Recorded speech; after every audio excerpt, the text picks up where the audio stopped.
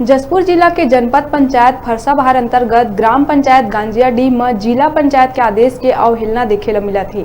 आप मन ला बता दन के जिला पंचायत जसपुर ले 20 जुलाई 2021 के आदेश जारी करे गए रही कि ग्राम पंचायत सचिव और पंचायत पदाधिकारी मन के बीच आपसी सामंजस्य स्थापित नहीं होए के कारण ग्राम पंचायत के शासकीय योजना मन में बेहतर क्रियान्वयन हेतु सचिव जीवन झरना तिर्की ला गांजियाडीह ले मेंढर बाहर करे गए रही। लेकिन 1 महीना से ज्यादा समय होए के बाद भी अब तक ये आदेश के पालन नहीं करे गए।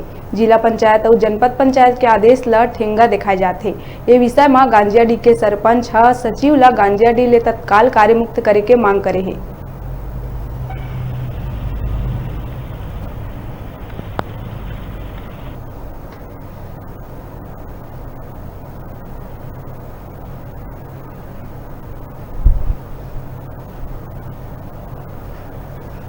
सचिव जीवन झरना तिर्की का ट्रांसफर हो चुका है जिला पंचायत और जनपद पंचायत से जी। अभी तक वो नहीं छोड़ा है ग्राम पंचायत। क्यों नहीं छोड़ रहे हैं? पता नहीं कैसे नहीं छोड़ रहे हैं।